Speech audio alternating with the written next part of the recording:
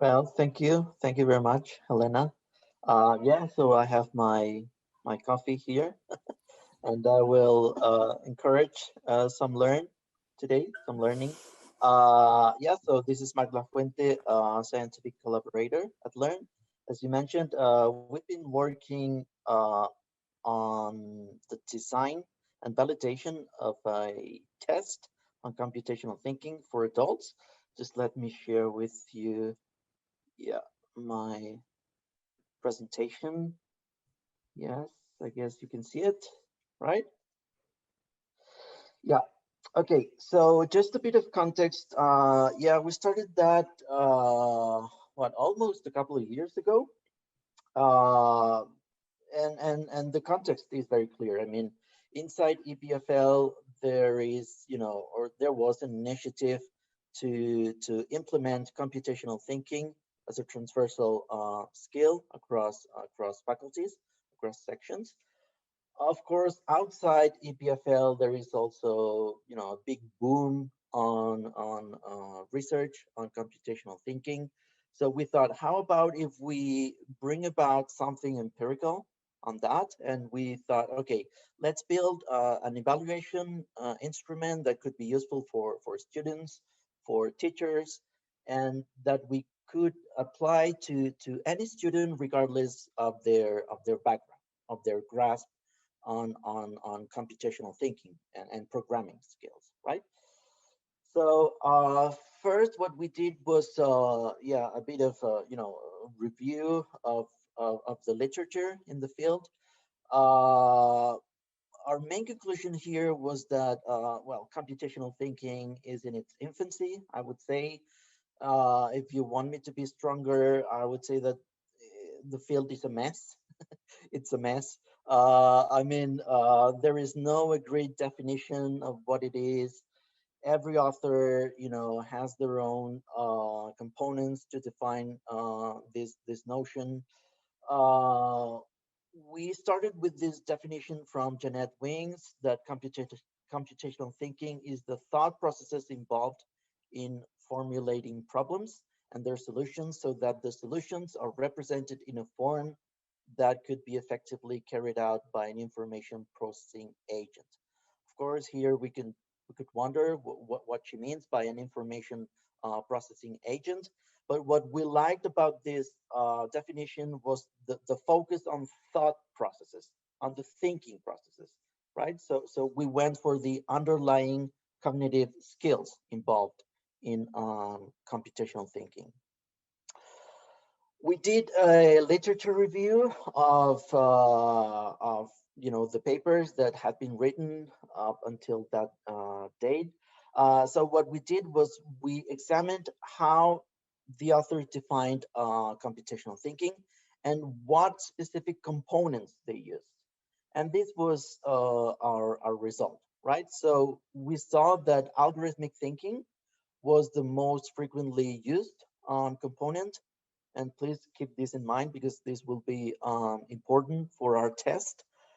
And then there is, a long range of different components like abstraction, decomposition, data analysis, problem solving, parallel thinking, debugging, etc.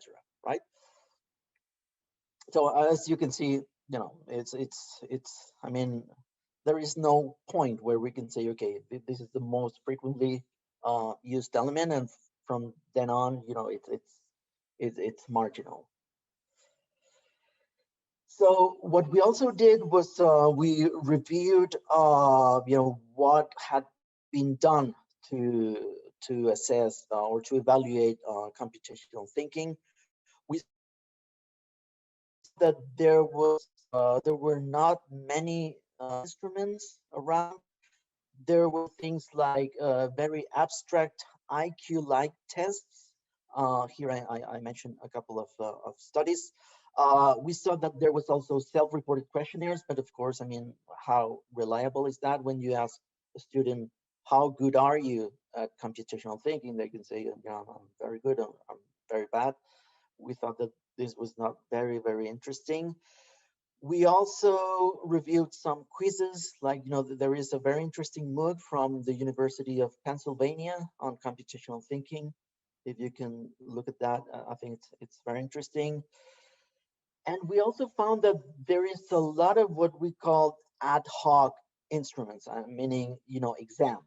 So what researchers do is, they implement the course on computational thinking or the educational experience, and then they use something like an exam, like, a very contextualized exam. So this can have, high ecological validity, but then this cannot be applied to other contexts. um, we also saw that there was, tests from lower educational levels, like the Beaver contest. I don't know if you know it, that's very interesting.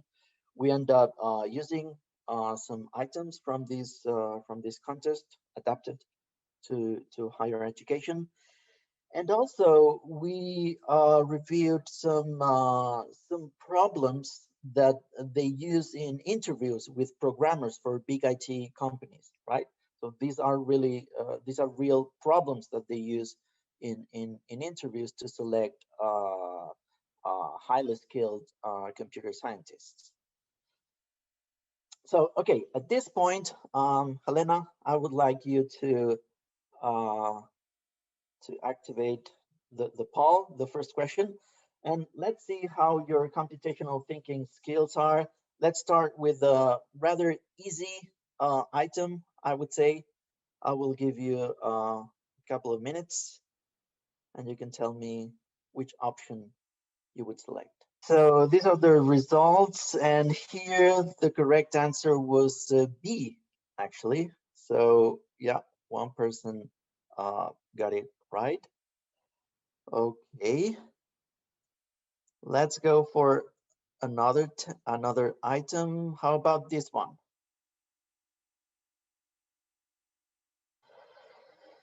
So these are much better results.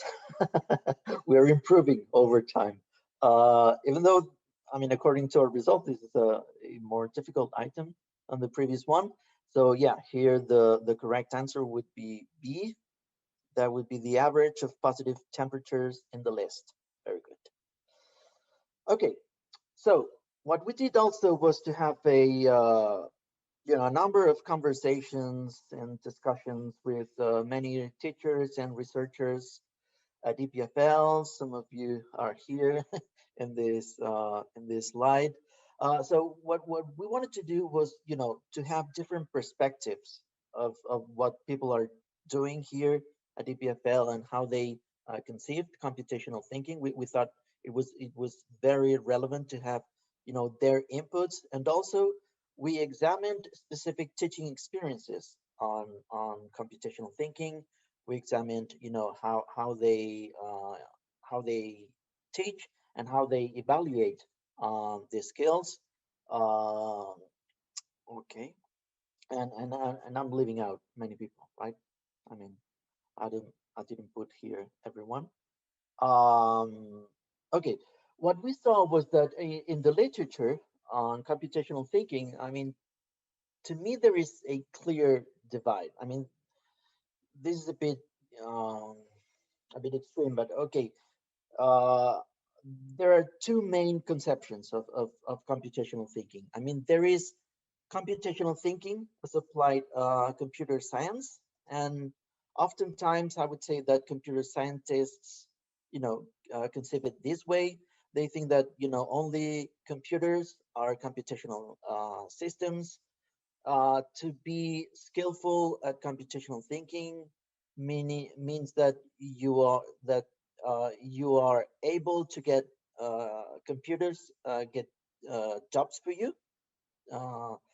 Uh, CT emerges when you learn to program, so it's a very coding centric conception. And oftentimes, people who conceive computational thinking that way think that computational thinking is not for everyone, right? It's especially um, for some people, especially computer scientists. On the other extreme, there is this conception that computational thinking is something transversal, right? So not only computers, but also humans can compute. Computational thinking revolves around solving problems. It's not so much coding and programming, but rather solving problems, which may or may not involve computers. And they usually think that computational thinking can be useful for everyone, right? Not only for computer scientists or for scientists in general, right? So here we had a lot of discussions, and we ended up taking the approach on the left. We considered computational thinking as a transversal skill. And also what we did was we analyzed how, what categories authors use to analyze computational thinking. And we ended up taking two systems. So one based on topics or contents. So the problems can be based on using algorithms, or they could be based on using data and representations of data, right? So these would be the two main topics that we ended up selecting. And then we also used another system based on components, right? So computational thinking can involve algorithmic thinking. It can involve decomposition, abstraction, pattern recognition, and evaluation or debugging, right? So what we did was once we had the items, we took a bunch of subject matter experts and we made them categorize all the items as a function of these systems of categories, right? Yeah, so what we ended up having was a pool of 27 items, which we retrieved according to qualitative pilots. Um, so here I'm going to show you a couple of more items, and these ones are more difficult, right?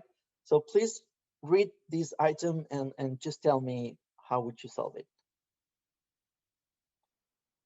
So as you can see, we have multiple choice items, but we also have items with an open-ended answer. We thought it would be interesting, to have both kinds of items. Here, Helena, could you please activate the poll? This is the most difficult item that we have in the test. So it's, yeah, two weighings. Yeah, very good, very good. You don't operate according to, the difficulty of the items we thought they had. Okay, very good. So now you can have, an idea of the kinds of items that we used. So what we did was we piloted those items on a sample of subjects. We had 137 experts in computational thinking. So by experts, we mean basically subjects from their second year of bachelor's onwards, enrolled in mathematics, physics, engineering, or computer science, who claim to have programming skills and who can code at least with one programming language, right? Most of these experts came from EPFL, but 102 came from EPFL. The rest came from an international platform called Prolific. And then we also used 152 novices. And by novices in computational thinking, we mean subjects also with a background in higher education from second year of bachelor onwards, but with a background in social sciences. And this can be, sociology, psychology, education, literature, etc., claiming not having programming skills and yeah, with a maximum of 45 years old of age. We also collected some independent variables to see how well, those predicted the final score of the test. whether they were experts or not, their gender, their degree, their educational level, and number of programming languages that they say they master, right? So what we saw was, first of all, that the test discriminated very well between experts and novices. We carried out a Mann-Whitney U-test here, and yeah, this was largely significant. We ended up discarding 7 items because their discrimination indices were not very good. But once we discarded those, we ended up with a set of items with a discrimination power between 0.33 and zero point 0.6. And so, according to the literature in psychometrics, zero point 0.3 is the threshold to be considered, a good item in terms of discrimination power, right? So we have a test that discriminates very well experts from novices. Also, what we did was to analyze the scores in terms of the different subjects' degrees. And here you have, from left to right, you have social sciences, computer science, engineering, mathematics, and physics, right? So what we saw here was that all STEM degrees scored significantly higher than social sciences, right?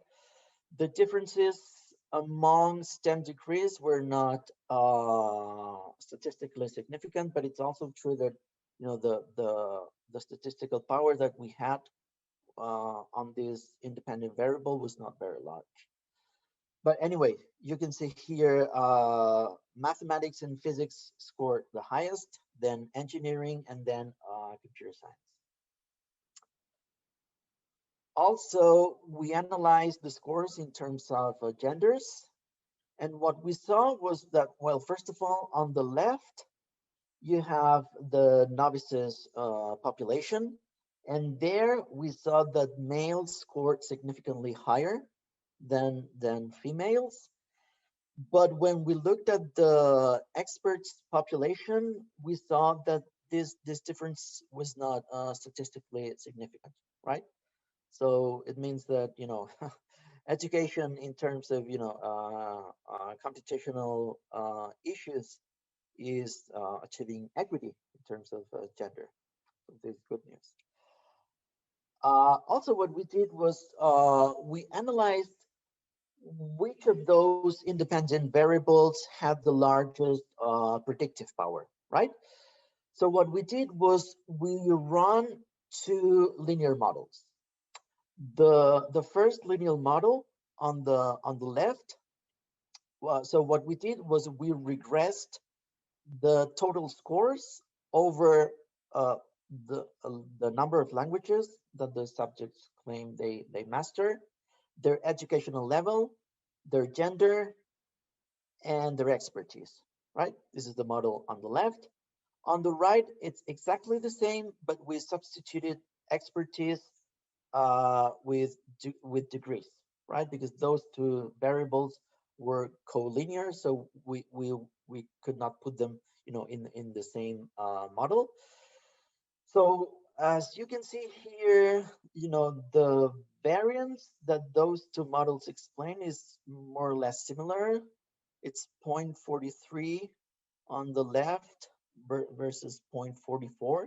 I'm talking about adjusted R squared.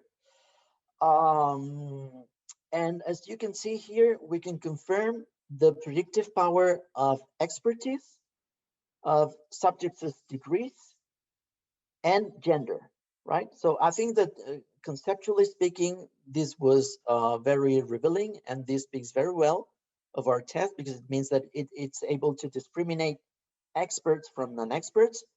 And then when we look at their degrees, we can discriminate STEM related degrees from non-STEM related degrees.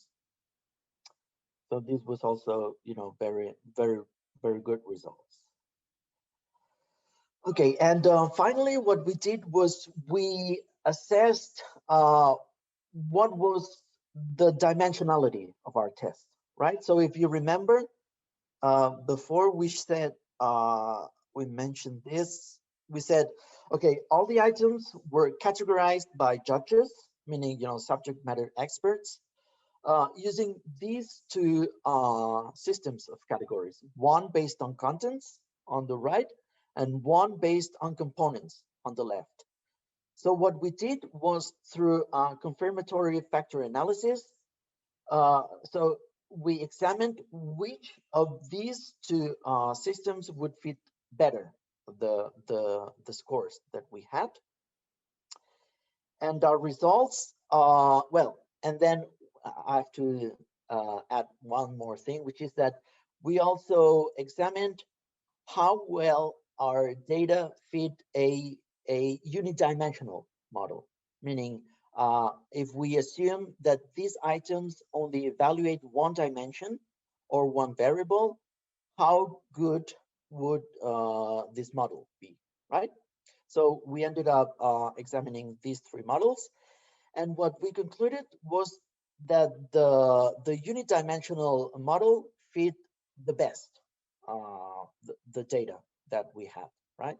So here you have the statistical indices, which are quite good, and then we analyzed how well these items would load onto this one dimension, and what we saw that was that so if we remove the 7 items that didn't have very good discriminative power, all the items would load onto this scale with a threshold above zero point 0.3, which is very good, right?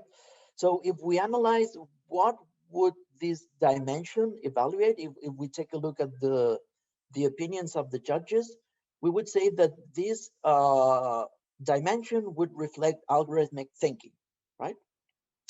Also, we ended up evaluating the reliability of this test and using this Cronbach's alpha statistic, and the result was 0.85, which is very good. Usually, the threshold is 0.7 according to the literature in psychometrics. So this is a very reliable test.